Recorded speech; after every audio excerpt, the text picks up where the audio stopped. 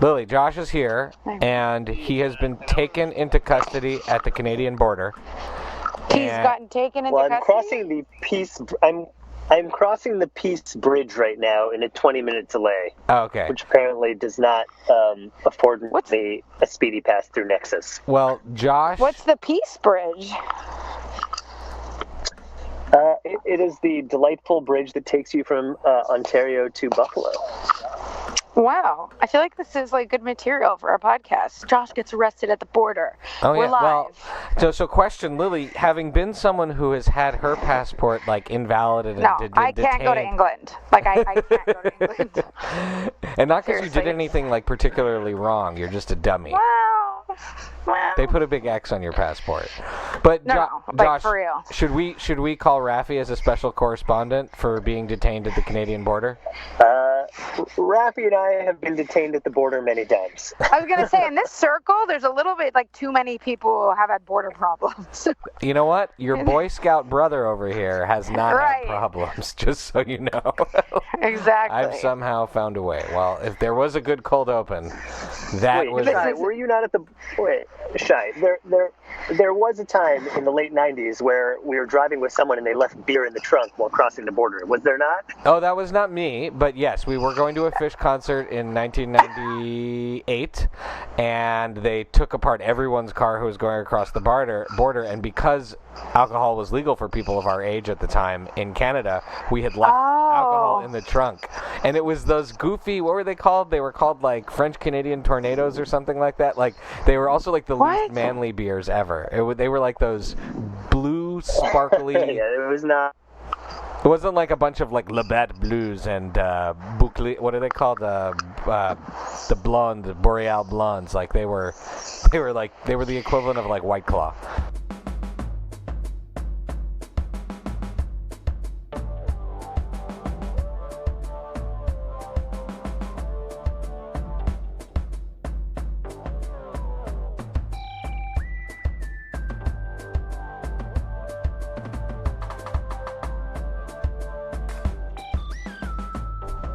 Here we are, and welcome to another episode of the Friday Night Movie Podcast. This week's episode is multiple, it's transcontinental, transborder. We've got Lily in the mountains of Spain. Mountains and coast. I'm looking at the beach, but in the mountains. It's spectacular. And then we've got Josh, who is detained at the Canadian border. Welcome back, Josh. But it's so dedicated to this straddling podcast. The border. It's so dedicated to this podcast that he's not giving up. And then Becky will join us a little bit later because Lily isn't 100% sure how to tell time. I screwed up the time. So you guys are being very kind by accommodating me. And then it's 100% my fault, the screw up. It's not so much time, it's math. I think that's my issue. So at least you can own the parts that are true. Oh yeah. So no, not gonna pretend. One of the things that has happened in recently is my family, against my better judgment and objections, got a dog. We got a very, very cute... Which is the worst thing that's happened to my family, by the way. I just selfishly want to say that. What do you mean? Oh, that you've gotten... Oh, yeah, of course. The best friend gets a dog. It's just like... For you, Josh, my family has been begging for a dog, but there's nothing left now. You have no defense. You have no line of defense now. Shai's left you stranded. Exactly. My last line of defense has been destroyed. Right. I will say our dog, Rocket, he's a Tibetan Terrier. As far as dogs go, Becky gets the equivalent of an I Told You show for dogs. Of dogs. And she didn't even recommend the breed she has. No. She researched the breed she thought would be right for me, and she called Cute and lazy. Yeah. Cute and lazy. She was like, what is the laziest dog that doesn't shed? She found it. Right. And that small. is, and he's small got dog too. And he's got a good nature. They were bred to be the Tibetan monks' companions, and it is unfolding exactly that way. But one of my biggest issues with having a dog is that here you have invited this thing into your life that you love, that you are most likely going to outlive. So I'm basically just counting down now the years for this thing to die. Which so is you are already preparing. I'm already 15 years from now. preparing. And when I think about the fact that we were over brunch today, I was making this point, and I was telling the story, Lily, of Dad when he cremated Dutchie. And do you remember that when you got in the car and he handed you the urn? Yes, I remember. So Lily tells me the story. She gets in the car to visit my parents in Montreal, and my dad hands her this ceramic bowl, and he's like excited. And he goes, "It's Dutchie," because our dog had died, and gave it to Lily. And then we had this very emotional ceremony where my dad buried the urn in the backyard of the country house. Under this, I remember this. Under this bowl, beautiful bowl, and he put flowers in it, and this pine tree, and he said, it was a very emotional experience. So here I am. This is all I'm thinking about right now. Her bowl, like her drinking bowl, was made out of cast iron, and it was beautiful. And he made it into a planter to mark the spot where she was buried. Yeah. And then years later went to go... They lost her. Went to exhume her when they moved, and they couldn't find her. So either it sunk or she got eaten. No, they said, because of the winter and all the amount of snow, the earth moves. So she moved. Somewhere. So Dutchie is lost forever. I spent about 4 hours with my friend Ruth and Mom with little, garden tools, digging up holes all throughout the garden to try and find her, and we just gave up. So I'm telling the story. What were you trying to find? The bowl? The urn. So they could bring it to Philly when they moved here and plant it on the balcony. I don't know. Yeah. Sprinkle it onto the Broad Street. Ooh, maybe at Lincoln Financial Field for good luck, Eagles. Well, so this is about to get darker. So I'm telling the story over breakfast, and our friends tell the story of her sister who lives on a farm who had a dog for 16 years, and this is like a big dog. And the dog finally died after 16 years, and she was really upset. It's a long time. And she drove it. She was trying to figure out what she should do with it. She didn't want to cremate it, so she drove it all the way to a pet cemetery. And I'm already nodding my head, being like, I'm out. I am out. If you bury a dog in a pet cemetery and it comes back and haunts you, you made your own bed.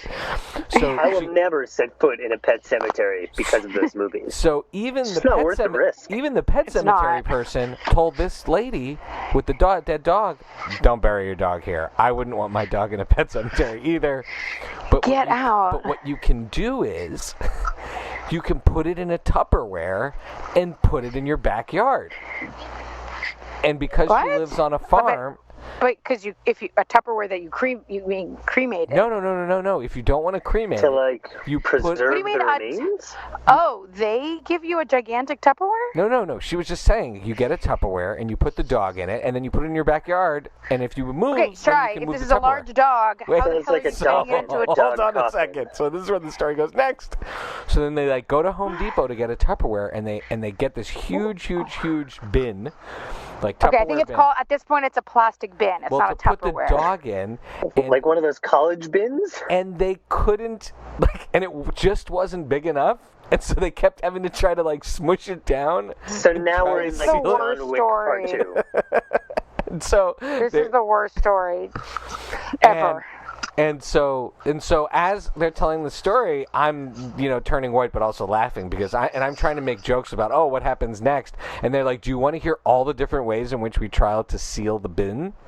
No. Because they couldn't. And then the husband of our duct dear tape, friend, handyman.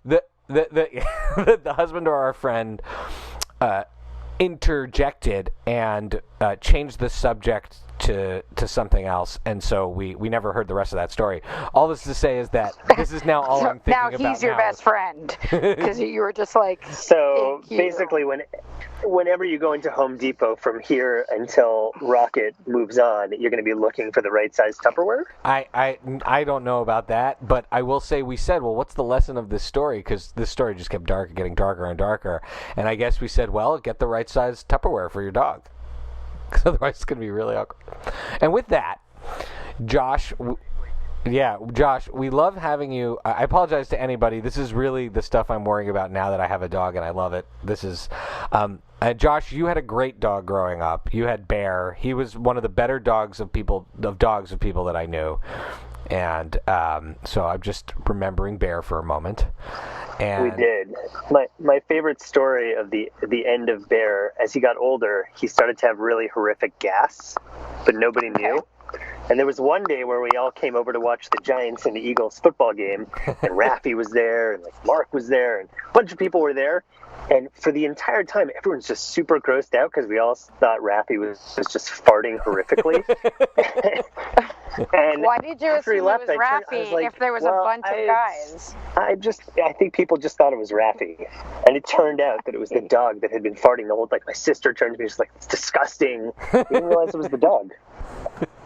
That seems like it was worth it, though.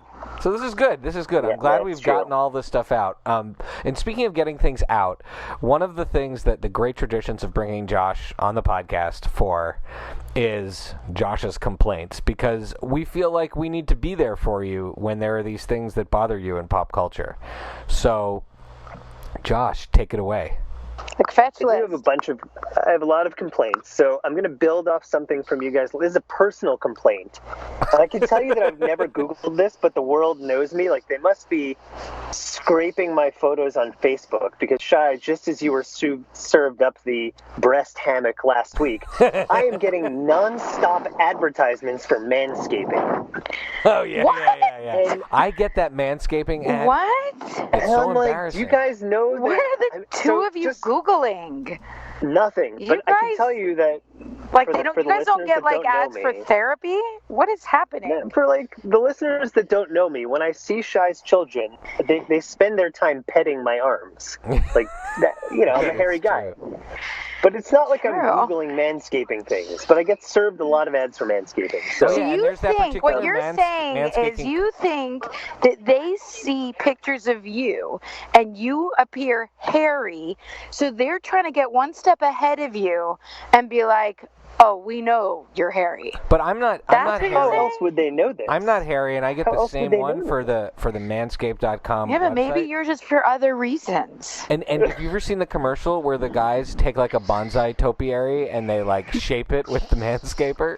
No, I don't get these commercials, so I don't know these. I don't know what you're I talking can tell you about. that the podcast reads for manscaping commercials are phenomenal. But anyways, So This so is I've got but I think we should be most concerned about me here, because I've been getting boob hammocks and manscaping. well, And Manscaped. I am a little worried for you.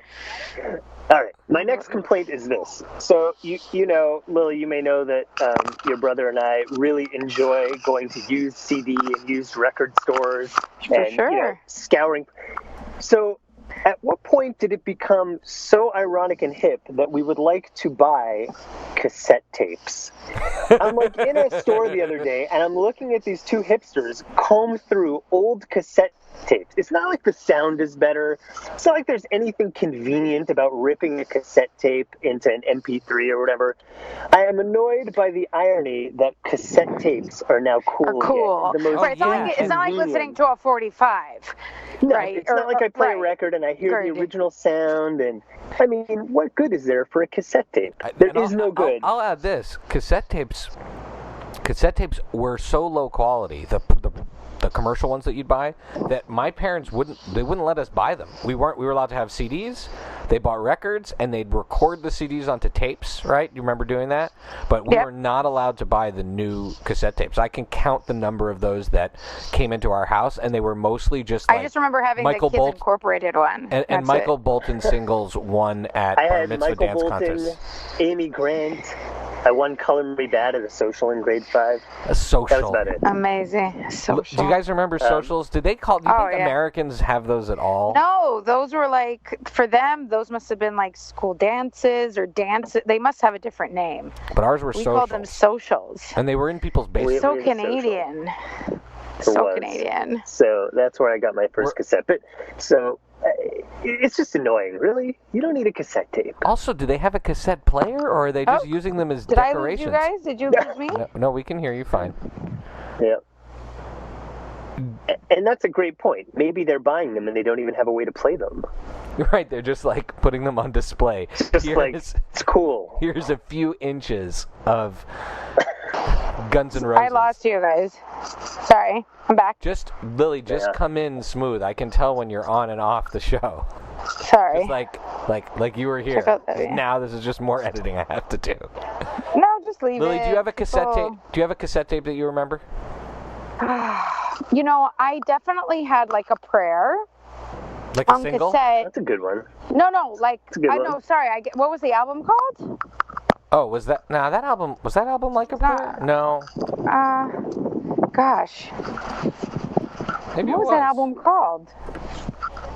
Okay, I remember when it came out. It was like 88 or 89. Yeah. 89. Wow, on the money, man. 89. I had that on cassette, and I also had James Taylor. It was an album. There was an album like a prayer. Shows what I know. Right.